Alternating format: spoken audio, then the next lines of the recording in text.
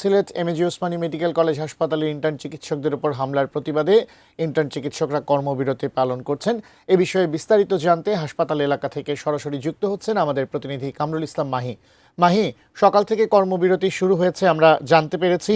রোগীরা কেমন ভোগান্তি পাচ্ছেন বা সেখানকার সবশেষ অবস্থা কি, প্রশাসন কি বলছে, গ্রেপ্তার করতে পেরেছে কিনা অভিযুক্তদের, আমাদের একটু বিস্তারিত জানাবেন। চিকিৎসক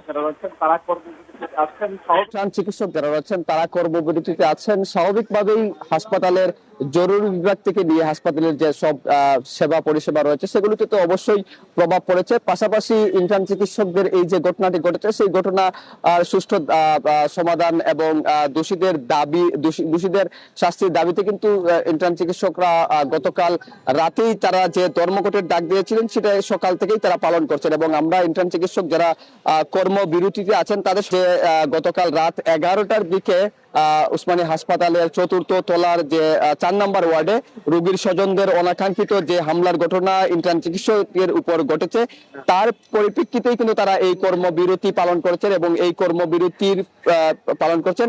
পাশাপাশি যেহেতু উসমানী হাসপাতাল প্রতিদিনই কয়েক হাজার রোগী এখানে সেবা নিয়ে থাকেন, তাই যেমন ভোগান্তির বিষয়টি বিবেচনা রেখে এখানকার প্রশাসন অর্থাৎ হাসপাতালের পরিচালক ইন্টার্ন চিকিৎসকদের সঙ্গে একটি আলোচনা চালিয়ে যাচ্ছেন। এবং ইন্টার্ন চিকিৎসকদের পক্ষ থেকে আমাদেরকে যেমনটি বলা হয়েছে যে সকাল 10টার দিকে চিকিৎসকদের একটি প্রতিনিধি দল এমএজি ওসমানী মেডিকেল কলেজ হাসপাতালের পরিচালকের সঙ্গে তারা বৈঠকে বসবেন এবং বৈঠকে বসার পরে তারা পরবর্তী আসলে সিদ্ধান্ত নেবেন। এবং অভিযুক্ত যারা রয়েছেন তাদেরকে এখনো পর্যন্ত আটক কিংবা গ্রেফতার বা আনুষ্ঠানিক যে অভিযোগের যে প্রক্রিয়া সেটি আসলে এখনো পর্যন্ত সম্পন্ন করা হয়নি বলে ইন্টার্ন চিকিৎসকদের পক্ষ থেকে আমাদেরকে জানানো হয়েছে। তো সব মিলিয়ে এমএজি ওসমানী মেডিকেল কলেজ হাসপাতাল থেকেই ছিল আমার কাছে সর্বশেষ।